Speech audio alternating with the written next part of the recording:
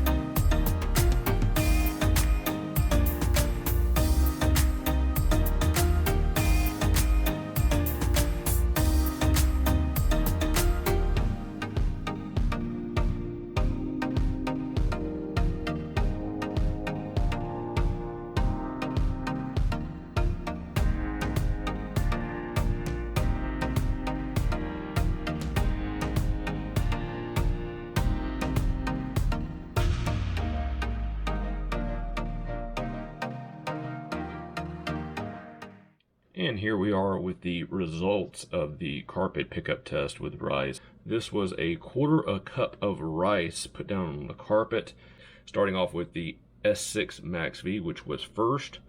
That is weighing in at 39.9 grams of rice picked up. Next was the S7.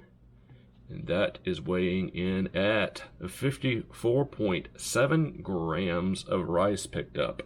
Next was the original S4, and it is weighing in at 54.4, very close to the S7 as we saw in the test. They both left a few grains of rice and did equally well. The S4 Max is last, and it is coming in at 48. So the worst is the S6 Max. The S4 and the S7 have tied. Next is the S4 Max.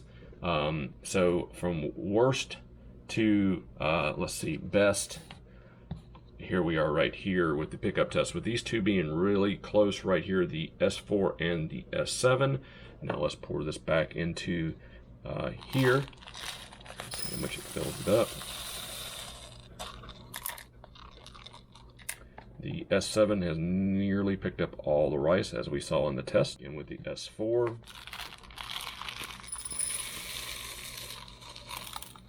oops, spilling a little bit, but that's just a few grains of rice. And as you see, we have another full quarter cup of rice there. And now with the S4 Max, you can see it is just shy of the rim. The S6 Max V, which is a good bit shy of the rim. So it tells you right there your results and the pickup test. Okay, well, as you can see there, the Roborock S7 did very well in all of its tests. In fact, I think it is the best vacuuming robot from Roborock to date. And I have had quite an experience with many of the different models. It's not all roses, though. There are some issues. Let me go ahead and point those out to you.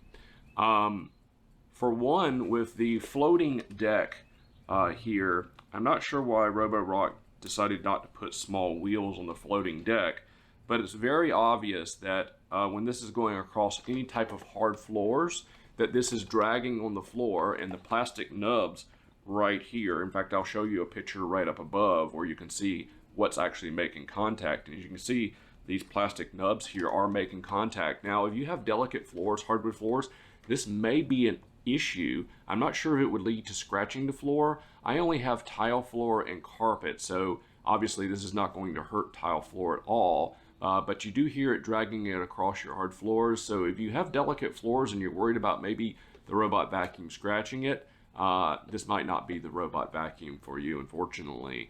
One other issue is with the redesign of the, and I don't have it in here right now, but the redesign of the dustbin in the S7, it leads to problems emptying it. I've noticed that with the redesign. In fact, I'll go ahead and show you a video real quick right here of what I'm talking about in comparison to the dustbin of my S4.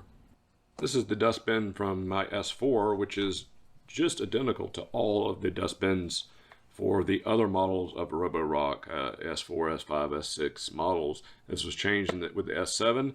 And so with this dustbin, in order to empty it, you just push in on this tab while pulling out. And you have a wide open area here. Now I vacuumed several times in my house. And so to dump it out, give it a couple of taps this side, and you don't even need to remove the filter. And as you can see, how much has been removed. And this is the new dustbin for the S7. Now, as you can see, I have filled it up also. And so to remove it, you just push in and open the door, much the same way as you did with the other one. And to empty it, give it a few taps. And this is kind of what you get.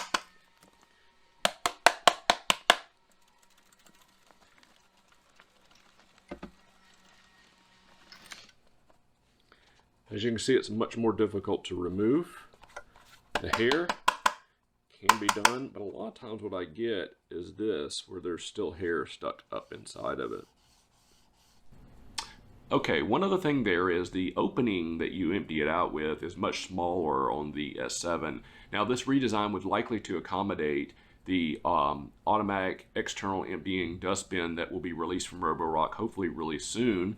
And as soon as they do release that, I will make sure I bring that to this channel. So make sure if you haven't already subscribed, go ahead and do that now and hit the bell notification.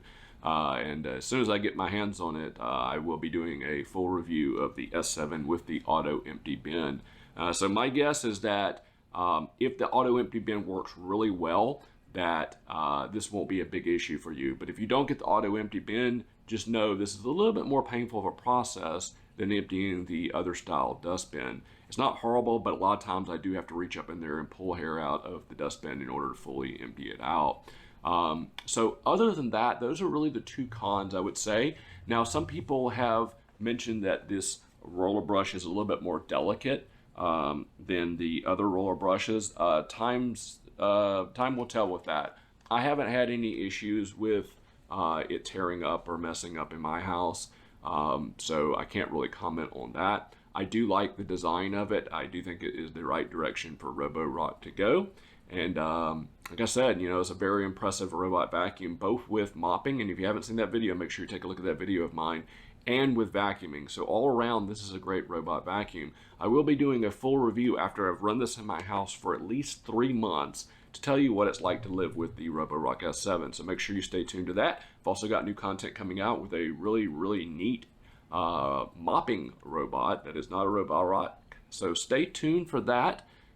We will have that coming to the channel here really soon. So if you haven't already, make sure you go ahead and hit the subscribe button, go ahead and like this video, and if you would, please make sure you share this with your friends and family. All right? Appreciate everybody viewing out there. Take it easy. Bye-bye.